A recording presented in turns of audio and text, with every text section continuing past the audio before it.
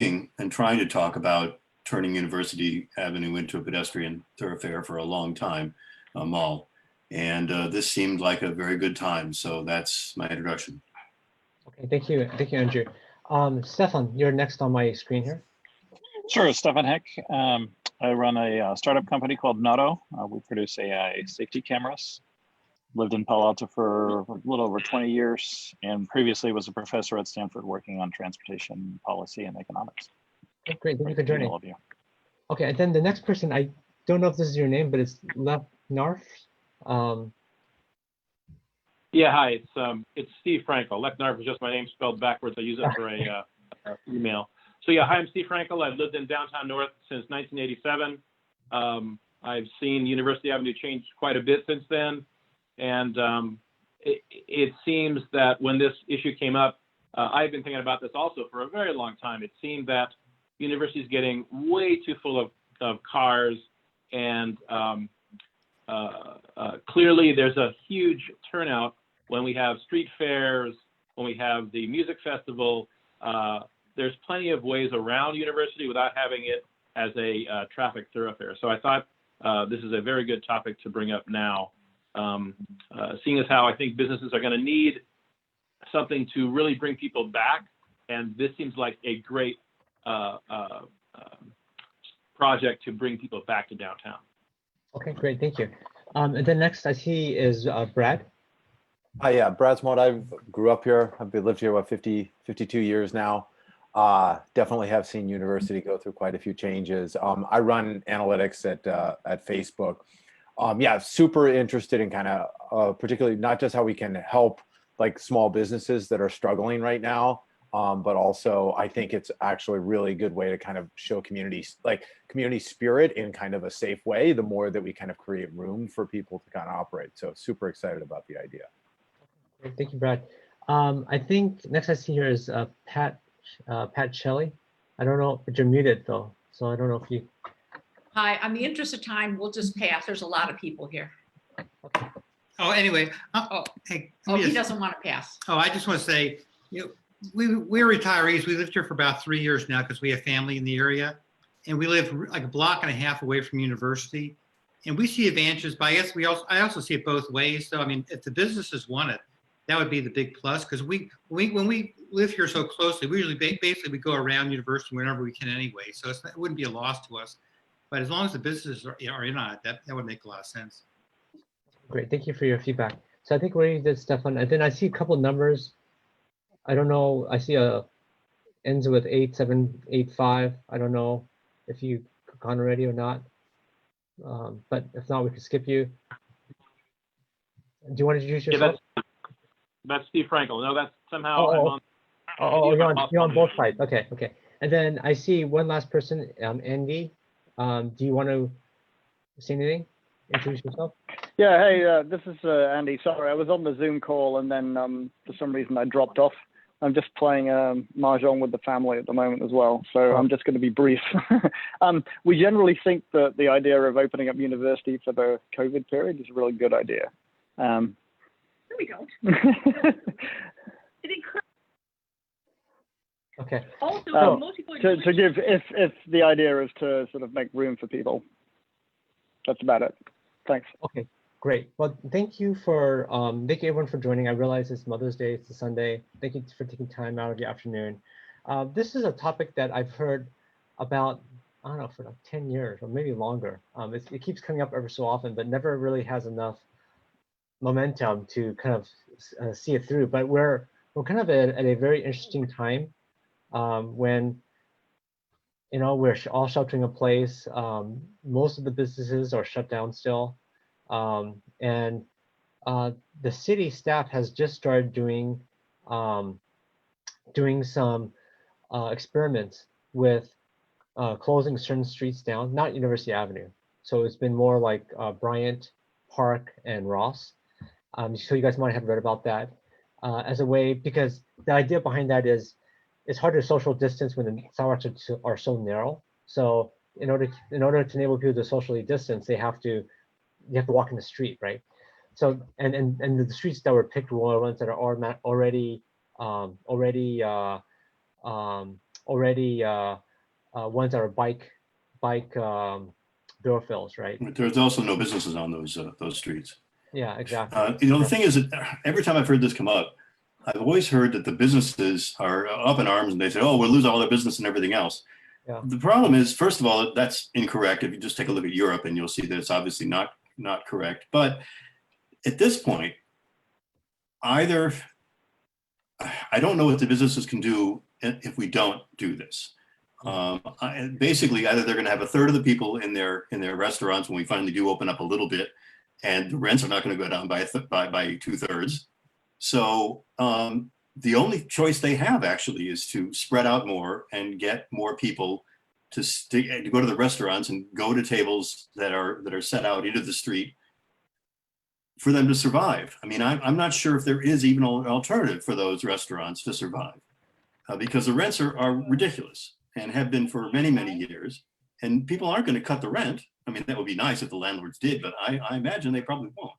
Yeah. Well, I think I've talked to a lot of restaurant owners, and kind of like the way they lay it out to me is their margins are pretty small, like typically like low single digits type margins.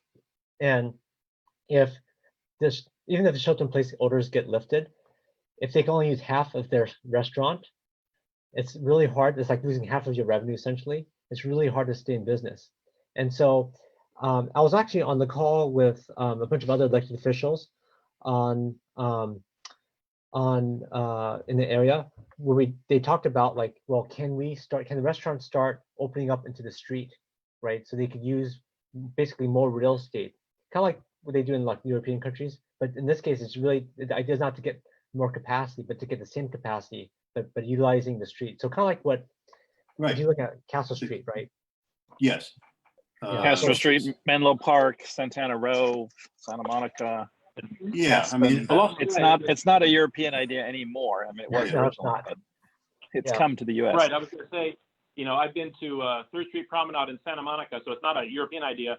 And 3rd Street Promenade is wonderful. You can still see it's just the street. The curbs are still there, the old sidewalks are still there, but they blocked it off for the main thoroughfare. Cross streets still have cross streets, and it's marvelous. They have dining out on the sidewalk.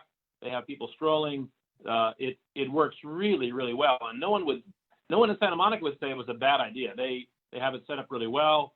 They have the automatic bollards, so if an emergency vehicle needs to get in, they drop the bollards. The vehicles come in, they go out. Service vehicles go in and go out. It's not just Europe. United States and California have it, and it's very, very wonderful experience. Yeah, one thing that is really great weather.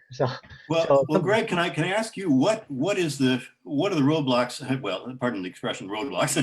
What are the roadblocks to actually getting this done? And in the past, what have you seen as the reasons that people have chosen not to be able to do this?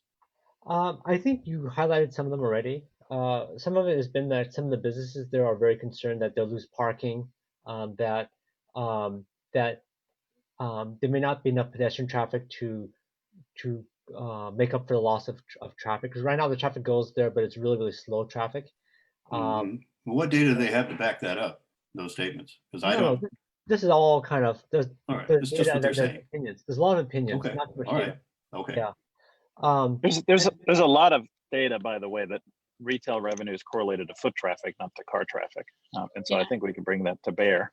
And then also, Greg, I think that we have this incredible opportunity to take advantage of the reopening. It's a perfect transitional time.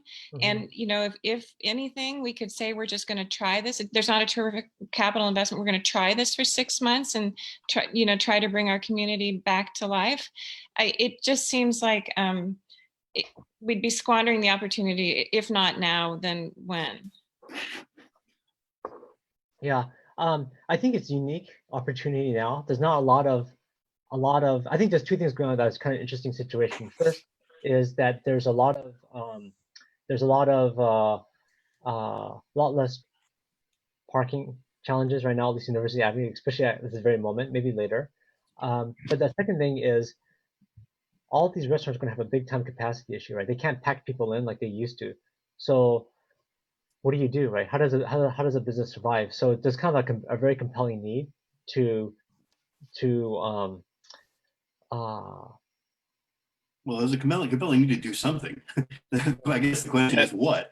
And I guess what I'm suggesting is this is probably the easiest way to give them some breathing room. Mhm. I would be very surprised if there was any pushback from the businesses for this. But it's not to say there wouldn't be. There certainly has been in the past for whatever reason. Well, but restaurants are bringing the traffic to Palo Alto at this point. They're Yeah. the draw. One of my ideas is that in order to, we want to also control the crowds, right? So we don't want to have a lot of people standing around a restaurant waiting for a table to open up. So I would suggest that every restaurant have a 1 hour reservation per table. So you can turn the tables more often. People would be happy to just sit at an hour as opposed to 2 hours or 3 hours. So that tables can be turned and restaurants can serve more people on less tables. Mhm. Can you say having a time limit? Yeah, I don't think there's anything wrong with that. I think that, we are all very concerned about our restaurants. We're all foodies, or a lot of Palo Alto is. And I don't mean that really, but I just think that, I'd be happy to just say, okay, I know I have a 7 to 8 p.m. slot. And that's what we need to do in this time also. Mm. So that Okay. there's not people sitting there's not people waiting for a table and creating more of a crowd and more of a health issue. Mm. What do people think about Stacy's idea about having a time limit? I guess one step at a time, I guess. I mean, obviously, first you have to get people even on board to closing university, getting more tables out, and getting them into the street, into the sidewalk, whatever else, and getting them open to that idea. Figuring out how to do emergency access, things like that. There were some ideas about making the last parking space on each cross street being handicapped, so to help handicapped people. I thought that was a great idea. I think it was Stefan said that. So there's some really good ideas. A time limit is interesting. It probably would be better if it was voluntary.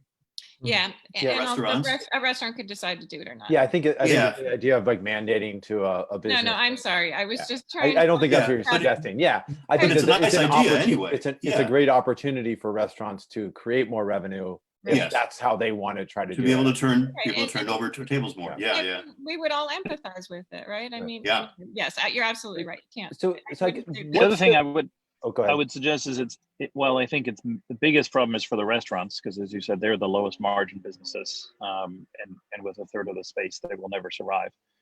But the problem applies to all retailers, right? In the current phase 2 of the state regulations, where you have to do curbside only, even most of the other retail businesses won't survive on the much smaller traffic that they're going to get.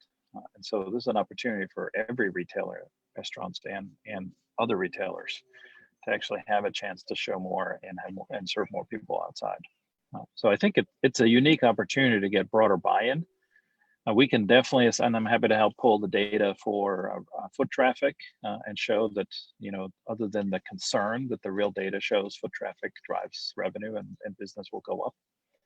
And certainly if you compare that to having all the restaurants die, that's well known that leads to the death of the entire retail sector in a location, right? So the downside scenario, everybody will suffer, whether they're a restaurant or not.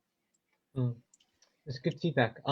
So one of the other issues that I heard that some people have brought up in the past has been that will push traffic to the side streets into the residential neighborhoods. So what's your guys' thoughts about that situation? Well, I think traffic will go to Lytton and Hamilton. I mean, that's where it ought to go. The idea that Stefan was talking about, and has actually a fairly detailed proposal, was making them one way each way, and so that you move traffic around that way. I don't know. I mean, I was here, when we had horrible parking problems in downtown North, and actually it was solved pretty well by the parking permit program. We have parking garages and things like that. I'm not sure, the amount of cars on University. First of all, the chances of anybody actually getting a parking place in front of a store they want is nonsense to me. I can't believe anybody actually being able to do that. I think maybe on California Street it may be a little easier, but not on University. So I don't know. I can't believe that amount of parking is going to do that much to the rest of the outlying neighborhoods. Obviously I could be wrong. I don't have any data either way, but I don't even know how many spaces there are on University. Yeah, I was gonna say, as a percentage of downtown, how much is the parking on University? Right. I mean, if is it, I don't know, how many spaces, is it 10 per block? Maybe. But yeah, I just mean that's a number we could kind of look up and then say, like, you know, is that going to be a significant impact? Yeah. I imagine it I mean, would. And how seldom are the garages full? Right. I think we have some examples. I mean, the Wine and Art Festival is the best example for downtown North. That brings in a lot of people. And I think, as was stated, the permit program works fine. And even for the Art and Wine, it gets a little more busy, but that's mostly on Lytton and a little bit on Hamilton? I guess Everett and what's the other side Yeah. of Hamilton? I guess it's Forest. It gets a little busy, but no, they don't tend to go far away. There are beautiful parking garages much closer, and they get used. So I think that Palo Alto's done a good job. The permit program works, and the parking garages get used for a huge annual event. It's also just math, right? The parking garages, the upper 2 decks are rarely used. Sure. You've got 6 garages of 200 and something spaces each. So that's, you know, about 1,400 spaces total. If you assume there's 10 per block, we're talking about a 5-6 block area. So you're talking about closing off 60 parking spaces out of, you know, 1,400. Yeah, that was a good point. The thing I was thinking of was Cowper to High for the distance, but I also saw Webster to High as I think it was Stefan. Is that your plan? Was Webster to High? Yeah, because Cowper, that corner of Cowper still has a lot of foot traffic. So the reason I had suggested Webster is you're now at the end of what people really walk. And that way you get a nice flow where pedestrians are interacting with the car traffic, right? The current setup is terrible for both pedestrians. And if you look at the California collision data, you know, we have a lot of pedestrian and bicycle collisions. We're super lucky we haven't had a fatality downtown. But there's over a dozen injuries there in the last few years. And that's something we could eliminate. And as we all know, anybody who drives University, it's incredibly slow driving, right? So it's also a frustration for the drivers. So if you divert it as a one-way circular traffic, where at High, you divert right to Hamilton, and on Webster going the other way, you divert right to Lytton. Those are easy turns, very safe turns. There's no left turns involved. Left turns are 4 times more dangerous than right turns. So you could actually have all of the traffic flow seamlessly. You would generate some more traffic, as was said earlier, for Lytton and Hamilton, but those are not really residential streets for the most part, right? They're still very commercial as well. Yeah, actually, as a driver myself, I tend to avoid University whenever possible. So I usually take Lytton or Hamilton just to avoid this. Me too. Yeah, I can't imagine that going on University is the right answer at any time of day for that one stretch, at least from like Webster to High. It's just there's better ways. Yeah, if you want to get on Palm Drive to University, yeah, okay, you can do that. But even so, I usually go down High and then turn right on to University into Palm, into the University that way. But the other thing we were talking about bike traffic. I remember a couple of years ago there was a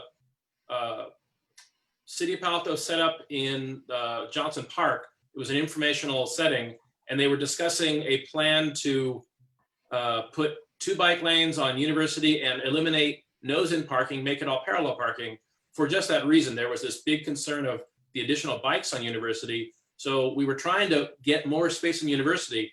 No, move the bike lanes to Lytton and Hamilton. You can have 2 lanes of traffic plus a dedicated protected bike lane. It would be so much more safe and so much more user-friendly than trying to cram more cars and more bikes on University.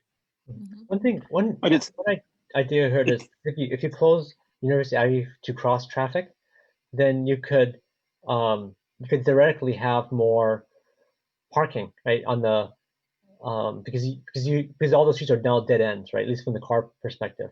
So theoretically, that can make up for some of the lost parking. So that's another idea I heard. I see. So there's a three or so places at the end of each street. Yeah, it's like a cul-de-sac. It becomes like a cul-de-sac. So all the cross streets, right? Right. Now become like Bryant. It becomes So, Greg, it sounds like there's a lot of interest, certainly from the people on the call. I haven't heard anybody kind of say we shouldn't do this. And I guess the question is, what's the process for kind of going forward, whether it be in a testing for the summer, for kind of the initial reopening, like how, and then how do we kind of make sure that we aren't missing some massive thing where somebody's going to be really affected and it's a really bad idea? Like, what would be the process for kind of getting going? Well, I'm a huge fan of test and learn. So just like, for instance, on California Avenue, every Sunday they close the street, right? So we kind of see what the effect is, right? You close the street, and on University Avenue, something like this can be done as an experiment to see, like, does this work or not? So logistically, the first step is this has to get into be like a plan for staff to do. So that's the first step. So that means on council we have to kind of vote on this. Right now, staff, they have less capacity because of this COVID-19 stuff. So they, even though this is not necessarily COVID-19, but they have less capacity because of this. I know a lot of other cities are exploring letting the restaurants spill out onto the sidewalks. So they're talking about like APC. It's I think a county group that kind of enforces all the food regulation stuff. So anyways, so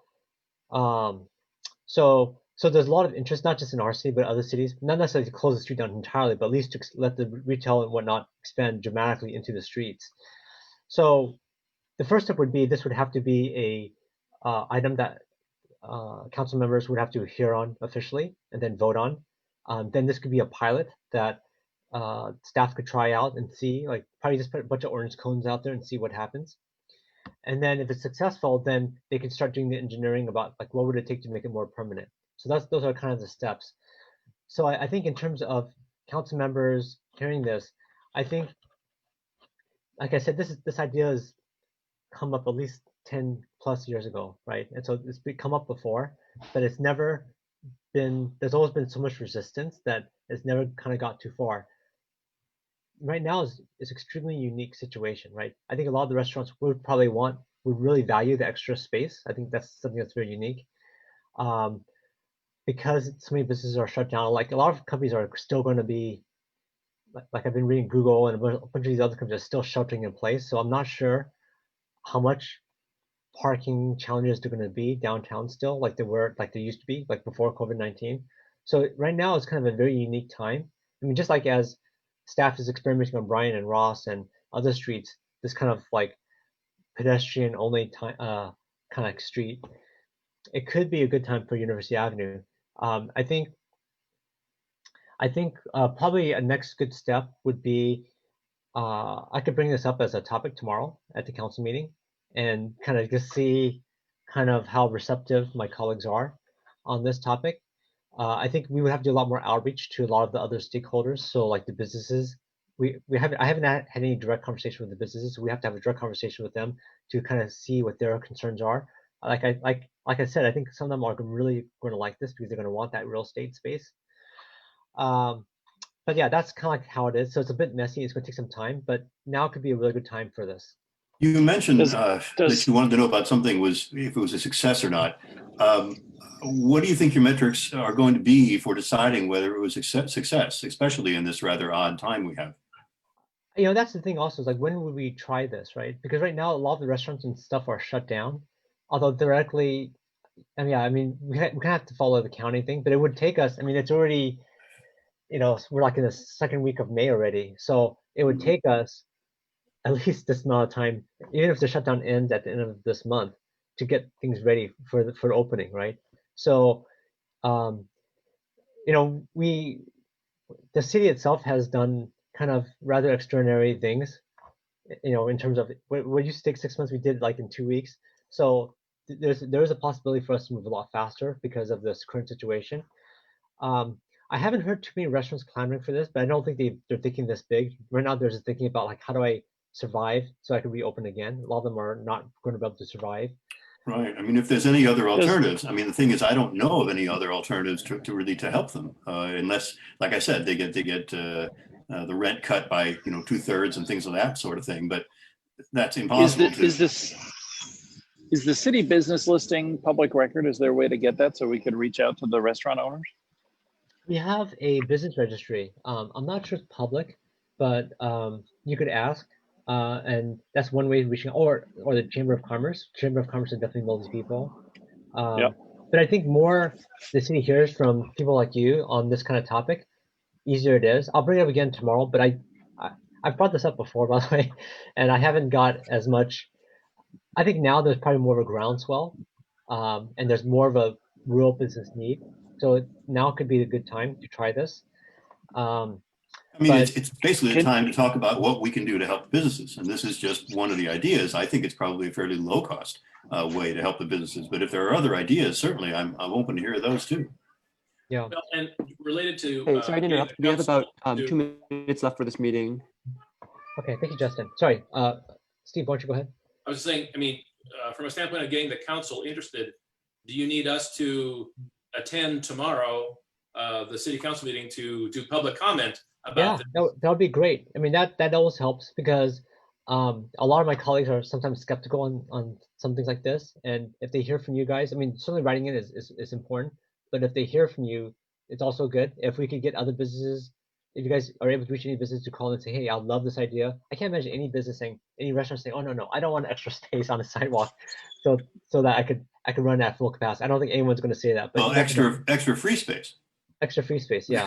Yeah, extra free space. So Greg, is it a Zoom call we can log on to? Yeah, it's on the council agenda. I could ask Justin to send you guys the agenda. I can do that. This, Yeah. this is not on the agenda. This is something where I could talk about at the COVID-19 updates. So I could bring this as a potential topic for us to consider. Again, more people. I mean, I think some of us have sent letters to the council in the last week or so. Oh yeah, and like this is how we organize this. But Yeah. what I'm saying is like, just to give you a frame of reference, we get hundreds of emails, right? Like hundreds, literally hundreds and hundreds of emails. So, I mean, this is a topic I'm particularly kind of interested in. So this is why I'm holding a meeting on this. But to kind of move this forward, there'll have to be definitely, we have very few. So for every email we get, well, for every like maybe 50 emails we get or 100 emails we get one public speaker. So it's like a lot of people email, very few people call in, even though it's easier to call in now because you don't have to show up. You just call in on a Zoom like this. Right. So it's really easy to participate. So that would be the right thing to do. So tomorrow, is it during your discussion or during the public comment period? What would be the best way to? At the COVID-19 public comment section. Okay. Yeah. So this is where I would bring it up as a something for us to consider. I mean, we've already started looking at this for Bryant and other non-business streets, but doesn't make sense for University Avenue, right? Hey, Greg? And is the next step, is it the council agrees to commission the staff to study or getting the council to even agree this is interesting? Because if it's staff resource constraint, I can find resources to help. For us to hear it as a council officially. So I could talk about this and making this agenda topic. But Pat, I think you guys wanted to. Oh, yeah. Greg, I was just wondering, how about the businesses? Are there any businesses you've talked to who already sort of like the idea? It'd be excellent if at the meeting you had one or two businesses that were sort of, that they could sort of speak out on behalf of it, because that's really, I think, what they're going to say. I think the people, it's great, but I think the businesses, you sort of want to make sure they're good with it. And from what I'm hearing, the advantages seem terrific here. It seems like they could really help them a lot. I think so too. I haven't talked to businesses about this particular topic, so I don't know. But I would imagine that they would be fans of this. But okay. So I think never it'd know. also be useful if we can come up with a list of kind of, Stefan, you had some great data.